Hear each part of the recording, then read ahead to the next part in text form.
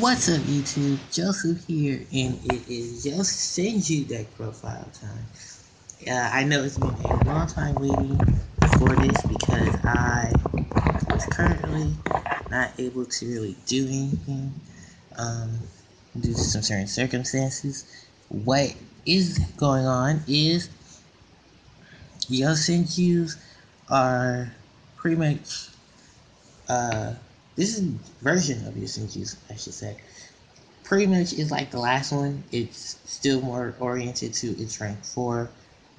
It's rank 4, level 4 build spam setup. With some new cards added to it right after once Crossover Souls came out.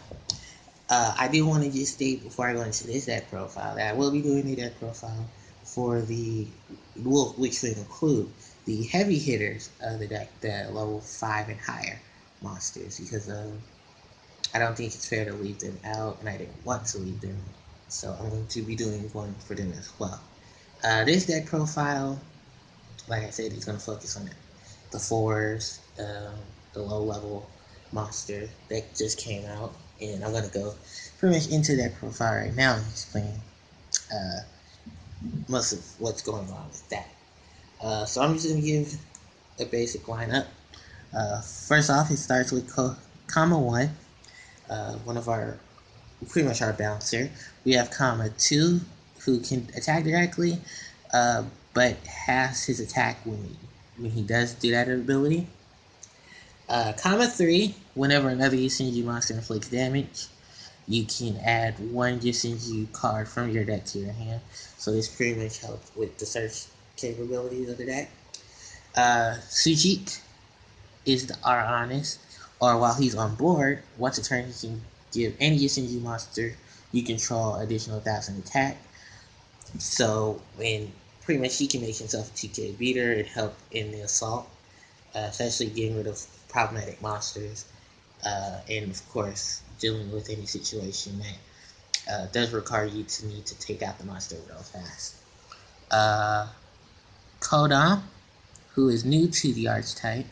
Kodam ability is that he can tribute himself off to give Training Ground an additional 3 counters in terms of the capability he gives to. Pretty much he makes Training Ground a lot more useful than it was before, stacking on those counters. Then in addition to that, if he's in the graveyard, you can banish him to give yourself additional of a Yosenju monster for the turn, in addition to your normal summoner's set. So you can really just play around with putting tons of counters on your Training Ground and then going from there with your assault. The last monster in the main deck is Yosenju Suchi Left, or Suchi L. Pretty much a defensive mechanism for when your opponent targets can't pretty much. I'm sorry, I'm messing myself up. Pretty much while it's in the pendulum zone, if your Yosenju cards will be destroyed, you can destroy it instead. While it's on board as a monster, when you normal summon it, you can change its battle position, and then your opponent can't target your Yosenju cards by card effects except for it. So it's a really good defensive mechanism, especially when you want to protect your monsters and make sure that they stay on board and deal with the card effects and stuff. So that's the monsters. The spells, pretty simple. With all the support that Training Ground is getting, I did decide to put the 3 in.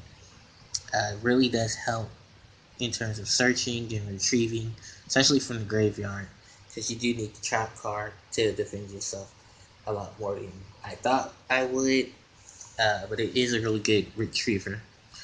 Next is Tinky to search out for your Beast Warrior monster, for all the Beast Warriors in this deck, and on top of that, giving them the additional attack power. Power Duality, because this deck doesn't normal summon, Power comes in real handy by the whole adding cards to your hand and then thinning out the deck. Triple MST is the next card to help deal with back rows. Raigeki, Dark Hole, they're here to deal with board clearance and board control. One Dimensional Fissure, Pretty much to deal with hand traps, especially Valor, who becomes an annoyance, especially when you're trying to just normal summon like crazy. One Divine Wind of Mist Valley. This is for the end phase effects of the Yosenjus when they start bouncing themselves back. You can pretty much put Sushi left on board and defense so you can defend yourself for the next turn and then get a lot of use out of the trap card as well because you have something to generate it being active. For the trap cards, we have triple Yosenju secret move. Primarily, this is their divine punishment. All you need is a Yosenju card on board, and then this can go off. This works really well when you're, especially on your turn, when you start attacking and you want to take out stuff as much as possible. Or on your opponent's turn, if you do have a Yosenju monster, and you just want to make sure that they don't have any power plays. Why am I moving this? That's active. So, for my 1-ofs, I have 1 Vanities, because the deck does special summon, so you have a lot of control with that. 1 macro to keep, like I said, no graveyard, deal with graveyard stuff from there. 1 bottomless to deal with monsters, and in the 1 compulse as well to deal with them. No warning, no Tora. I just decided to X those out because I wanted to keep as much of a beatdown as possible. I want to keep it anti-meta-ish. So that's pretty much the main deck. Let me grab the extra deck. With the extra deck, I pretty much want to stick to it as well being ranked 4, and also just synergizing with the attribute. But in this case, in case you don't really want to go for your extra deck, you do have the option to, and I did want to keep my options still active. So my first set of options, of course, is Lightning Chidori. Pretty much to deal with set stuff, bounce away problematic cards once a turn they're face up, and then of course because this deck is wind, it just fits with that as well. 1 Harvey's Pet Phantasmal Dragon for that same instance of the deck being wind, just pretty much to swing it for any little bit of damage and any little bit of protection in case you've done so much damage but there's not enough to really sustain on board. 1 Castell for the generic summon. We have 2 Dweller to help deal with graveyard. 2 Cowboy for that last bit of burn as well. 1 Direwolf to clear out anything that gets in the way, especially because you have tons of beast warriors in here. We have 1 Korrigoran to redirect stuff. You want to keep as many of your continuous spells and traps on board and active as possible. Deltaros to help in case your opponent tries to disrupt your summons, and then he can take out stuff as well once a turn.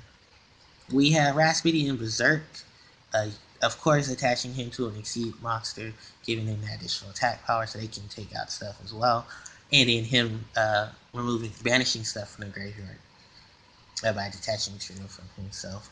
We have 1 Heartland Draco, because there are continuous trap spells in here, so he can start swinging directly.